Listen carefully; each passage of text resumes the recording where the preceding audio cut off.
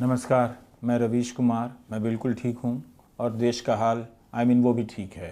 Problem है मगर problem ही ठीक है। ज़्यादा बोलने से जो सलूशन आने वाला है वो प्रॉब्लम से भी भयंकर है। तो अपन ने सोचा कम बोलो, धीरे बोलो, मन करे तो बोलो, नहीं मन करे तो मत बोलो। घड़ी की सुई उल्टा घूम रही है, हमने कुर्सी उल्टी कर दी है। पहले लोग बीजेपी की वॉशिंग मशीन में धुलने जाते थे, धुल कर आते थे। अब तो लोग कोर्ट जा रहे हैं, वहाँ से धुलकर बीजेपी में आ रहे हैं। जब से अपने जस्टिस गांगुली, अभिजीत गांगुली बीजेपी में आए हैं, मन की बात का बहुत बुरा हाल है। सब बोल दिया तो कष्ट बढ़ जाएगा और सब रख लिया तो मन में विस्फोट हो जाएगा। जस्टिस गांगुली बीजेपी में शामिल हो गए। हो जाइए भाई, हम क्या कर सकते हैं। इस्तीफ़ा देकर उन्होंने कह दिया बीजेपी के संपर्क में थे और बीजेपी उनके संपर्क में थी। पता नहीं क्या क्या कहा गया होगा, क्या क्या लिखा गया होगा। अब अगर इस तरह से जज बीजेपी में शामिल होंगे तो उनके पहले के फैसले पर शक तो होगा। क्या गोगोई, क्या गांगुली, बुरा मत मानिए, इस्तीफ़ा देकर बीजेपी का पट्टा गले में डालने से अच्छा है अब उसी रंग का यूनिफॉर्म बन जाए। प्रैक्टिस के दौरान, प्रैक्टिस के बाद भी, जजमेंट के दौरान और जजमेंट के बाद भी। पहले भी सेम थे, बाद में भी सेम है। दिल से भाजपा, मिल के भाजपा, लिहाज की चिंता बिल्कुल नहीं। अब किसके लिए चिंता करनी है। हाउसिंग सोसाइटी के अंग के लोग गंजी फाड़ होली खेलने लग गए हैं। उनकी सोच से आगे की चीज़ की सप्लाई हो रही है। खुशी के मारे ज़मीन पर लौट रहे होंगे, गमले तोड़ रहे होंगे। पब्लिक को धर्म का नशा मिल चुका है। जस्टिस गांगुली को बीजेपी का सहारा मिल चुका है। बंदा बहुत स्मार्ट निकला, फैसला लिखकर मुद्दा दे गया, उठाने के लिए भाजपा में आ गया। इतना अरेंजमेंट तो लोग रिटायरमेंट के लिए नहीं करते। कोई नहीं बचेगा, कुछ भी नहीं बचेगा। बचेगा वही जो बीजेपी के कांटेक्ट में रहेगा। जस्टिस गांगुली की चिंता बिल्कुल छोड़ दीजिए। जस्टिस गोगोई को देखिए, मस्त टाइम कट रहा है। न सवाल पूछना है, न से जवाब देना है।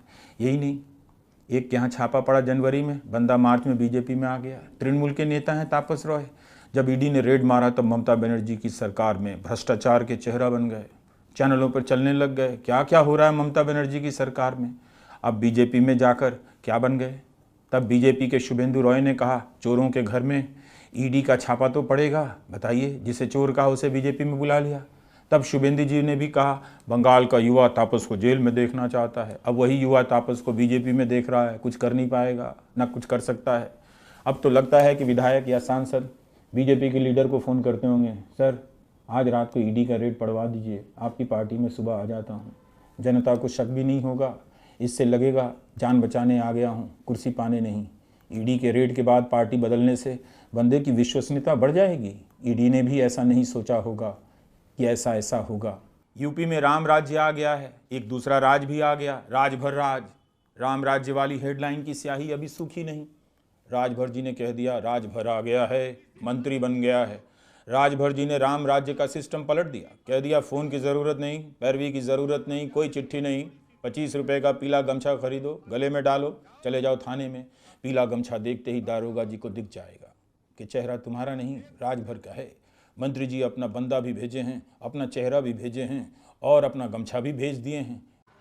किसी थाने पर जाओ, मैं कहता हूं किसी थाने पर जाओ और वहां जाने के बाद थोड़ी सी दिक्कत है, उस थाने पर जाओ, सफेद गमछा मत लगाओ। सफेद गमछा नहीं, एक पीला गमछा लगा लो। 20-25 रुपए का बाजार में मिलेगा। इस गमछे को लगा के जाओ थाने पर। जब आप थाने पर जाओगे तो तेरी शकल में ओम प्रकाश राजभर दरोगा जी को नजर आएंगे। यह है पावर। और जाके बता देना कि मंत्री जी भेजे हैं। और दरोगा जी की पावर तो हो नहीं कि मंत्री जी से फोन करें कि भेजे लेगा कि नहीं। बोलिए, है पावर। एसपी को भी पावर नहीं है, डीएम को भी पावर नहीं है। आज जिस मुकाम पे हम खड़े हैं, डीजी को भी पावर नहीं है कि वो हमसे पूछे कि आपने भेजा है कि नहीं भेजा है। यूपी वाले कहां भगवा लहराने चले थे, राजभर जी ने पीला गमछा लहरा दिया। आपके पास भी एक पीला गमछा होना चाहिए। नोट कीजिए, साइकिल है तो हैंडल में बांधिए, कार है तो स्टीयरिंग में, और हवाई जहाज में बैठे हैं तो सीट बेल्ट की जगह पीला गमछा बांध दीजिए। मंत्री जी ने समझा दिया है, यह गमछा नहीं, पावर है, पावर।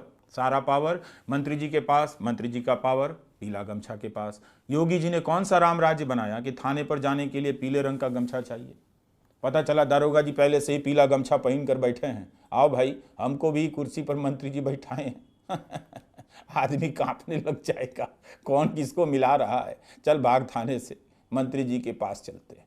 विश्वगुरु अपना भारत बन गया है, बस गमछा रह गया है। पीला गमछा मिल जाए तो भाई यूएन में चले जाना सीधे, यूनाइटेड नेशन में, व्हाइट हाउस भी चले जाना, बस पुतिन जी के यहाँ मत चले जाना। पीला गमछा देखकर बाइडेन तो फाइटन भूल जाएंगे, ट्रम्प तो पीला गमछा देखकर टमटमाते हुए टमटम हो जाएंगे। पहले रखना अपना पीला गमछा, चमकाए रखना अमेरिका में भी। राजभर जी का गमछा अब दुनिया पर राज करेगा, बूम बाम बूम करेगा। राजभर जी ने वोटर को पीला गमछा दिया और अपने बेटे को लोकसभा का टिकट दे दिया। परिवारवाद बीजेपी में डायरेक्ट नहीं है, इनडायरेक्ट है। प्रधानमंत्री का परिवारवाद भी लगता है पीला गमछा पहनकर उनकी पार्टी में आ गया है। पीला गमछा देखते ही परिवार भूल जाते हैं, केवल बिहार जाते हैं, हरा गमछा देखते ही परिवार नजर आने लगता है। राजभर पर फुल स्टॉप नहीं है, अभी तो एक और विधायक हैं, जीना जी। इन्होंने आईएएस अफसरों का जीना मुहाल कर दिया है। लगता है अफसर घबरा गए हैं, चारों तरफ जीना ही जीना उन्हें नजर आ रहे हैं। उत्तराखंड में आईएएस अफसरों ने पत्र लिख दिया है। लिखा ठीक किया, लिफाफे में डालकर गुप्त रखना था, भाइयों ने सार्वजनिक कर दिया। लिखा है कि बीजेपी के विधायक हैं महेश जीना। अब उनकी ख्वाहिश ग्लोबल लेवल की नहीं थी, बस इतना सा ख्वाब था, टेंडर जो निकला था परिजन को मिल जाता, नहीं मिला तो अफसरों को बोल दिए, अफसरों ने पत्र लिख दिया। बताइए यह सब हो रहा है उत्तराखंड में। राम राज्य आए किसी को दिक्कत नहीं है, मगर टेंडर अपनी फैमिली में ना आए तो मुश्किल होगा। क्या फायदा राम राज्य का? तुम किसी गैर को चाहोगी तो मुश्किल होगी। समझिए आप, आईएएस अफसरों ने पत्र क्यों लिखा? क्या उनके काम में कोई और हस्तक्षेप नहीं करता है? जीना जी ही करते हैं। एक पत्रकार को अरेस्ट कर लिया, आशुतोष नेगी को। उनकी गिरफ्तारी में किसका हस्तक्षेप रहा होगा? लिखिए, पत्र लिखिए, भेजिए हमारे पास, हम पढ़ देंगे, हम छाप देंगे।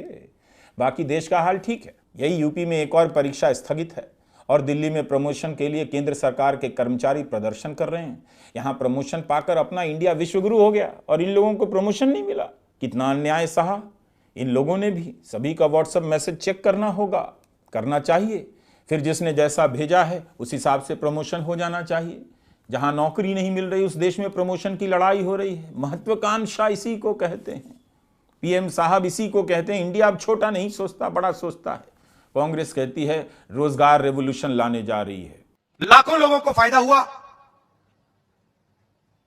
अधिकार दिया हमने। वैसे ही हम हिंदुस्तान के युवाओं को, सब युवाओं को अप्रेंटिसशिप का अधिकार देने जा रहे हैं। और यह अधिकार हर ग्रेजुएट, हर डिप्लोमा होल्डर को मिलेगा। अधिकार क्या है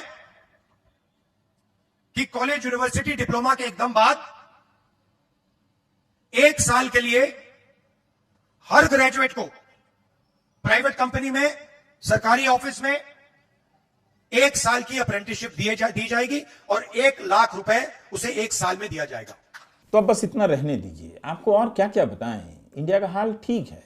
लोग दुबई में प्लॉट खरीद रहे हैं, उधर पैसा भी लगा रहे हैं, सोना महंगा हो ही गया है। बाकी दाल कौन पूछता है? 400 सीट भी आ गई है, कोई आना बाकी रह गया है तो उन विधायकों का रह गया है जो अभी तक बीजेपी में नहीं आए। इसके अलावा सड़कें ठीक हैं, स्कूल बस भी टाइम से आ रही है, व्हाट्सएप ग्रुप में अंकिल जी का मैसेज टाइम से आ रहा है। इतने टाइम से तो रेलगाड़ी नहीं आती है। और आपको क्या चाहिए इंडिया में? रवीश कुमार ऑफिशियल देखा कीजिए।